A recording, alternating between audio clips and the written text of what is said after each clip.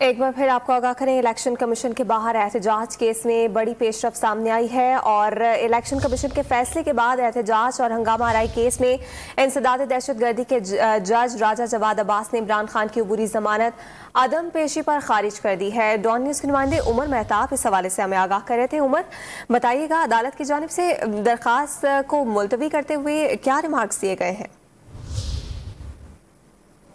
जी देखें, इंसदाद दहशतगर्दी अदालत के जज राजा जवाद अब्बास ने जो है इमरान खान की अबूरी जमानत की दरख्वास्त अदम पेशी पर खारिज कर दी है। और दौरान समाअत बाबर अवान जो थे वो अदालत में पेश हुए थे और उन्होंने दलाइल दिए थे कि अदालत जो है वो इमरान खान को एक आखिरी मौका दे दे, वो मुचलके जमा करवाने के लिए तैयार हैं। लेकिन अदालत ने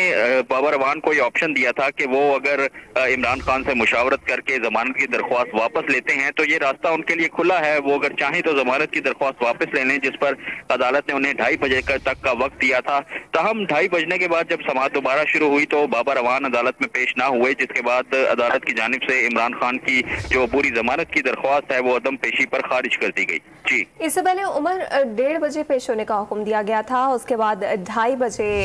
इमरान खान को पेश होने का हुक्म दिया गया था और बाबर अवान की जानिब से अदालत में सवाल से मुशावरत के हवाले से वक्फा भी रहा था। ये बताइएगा कि बाबर अवान की जानिब से क्या दलाइल पेश किए गए थे, उन्हें चेयरमैन तहरीक इंसाफ से क्या मुशावरत करना थी?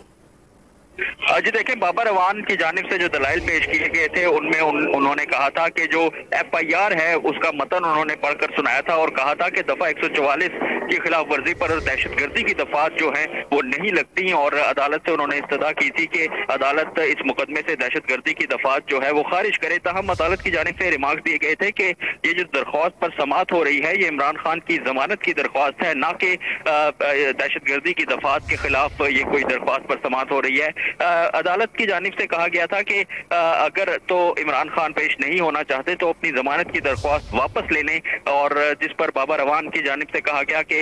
जमानत की दरख्वास्त वापस लेने से मुतल्लिक अपने क्लाइंट से मुशावरत करना जरूरी है। अदालत ने उन्हें आधे घंटे का वक्त जो है वो दिया था और आधे घंटे के बाद अदालत ने अदम पेशी पर उनकी दरख्वास्त खारिज कर दी। बाबर अवान जो मुशावरत के लिए गए थे वो भी अदालत लौट कर ना आए। इससे कबल आपको बताएं तो इससे कबल अदालत की जानिब से उन्हें 1:30 बजे तलब किया गया था, लेकिन 1:30 बजे भी वो पेश ना हुए और बाबर अवान जो थे वो पेश होकर उन्होंने दलाइल दिए थे, लेकिन अब उनकी जमानत की दरख्वास्त जो है वो खारिज हो चुकी है और अब अगर जो पुलिस है वो चाहे तो उनको जो है वो गिरफ्तार कर सकती है। जी, उमर मेहताब हमारे साथ ही मौजूद रहेगा। इस्लामाबाद से ब्यूरो चीफ इफ्तिखार शराजी साहब ने भी हमें ज्वाइन किया है। शराजी साहब, इंसदाद दहशतगर्दी अदालत ने इमरान खान की अबूरी जमानत खारिज कर दी है। इससे पहले बैंकिंग कोर्ट की जानिब से भी आज उन्हें पेश होने के अहकाम दिए गए थे। किस तरह से देख रहे हैं आप इस सूरत हाल को? इमरान खान के लिए क्या कोई मुश्किलात हो सकती हैं पैदा इसके बाद? यकीनन मेरा ख्याल में इन तमाम केसेस के अंदर बड़ा एक तवील वक्त गुजर चुका है और जिस तरह की वजूहात वो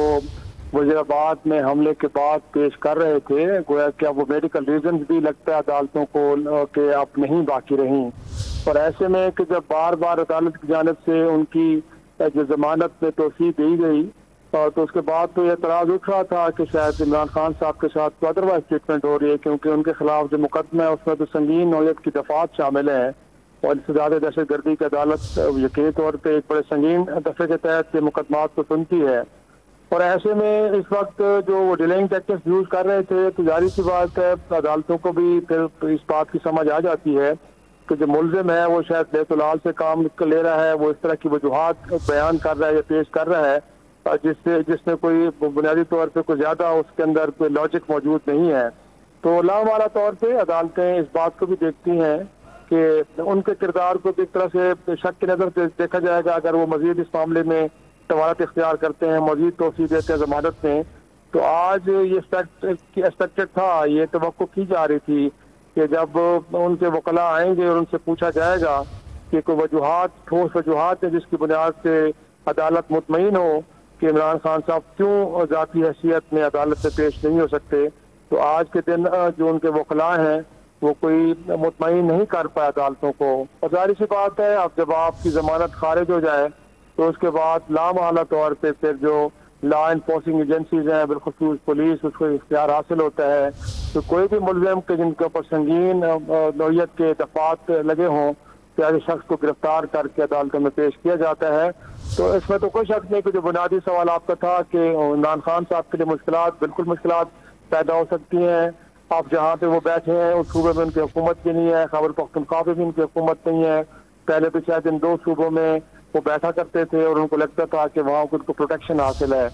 अब जारी सी बात है, लामाला तौर पर जब अदालत अहकामात जारी करेगी तो पुलिस को, तो पुलिस के ऊपर भी बाइंडिंग है कि वो अदालती अहकामात की जो बजावरी करते हुए मुलजिम को गिरफ्तार करके पेश करे और उसके बाद यकीनी तौर पर फिजिकल रिमांड भी लिया जाता है ताकि इन्वेस्टिगेशन के मरहले को आगे बढ़ाया जाए।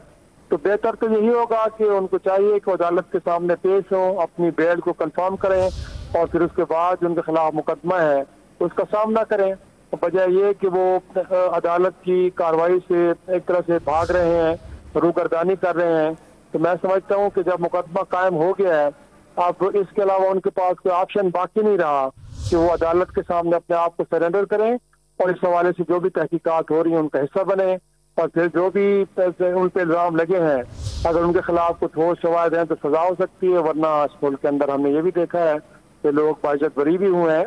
तो अब मेरा ख्याल में उनके पास ऑप्शन तो सिर्फ यही है कि वो आए, खुद पेश हों या फिर गिरफ्तारी के लिए तैयार हो जाएं।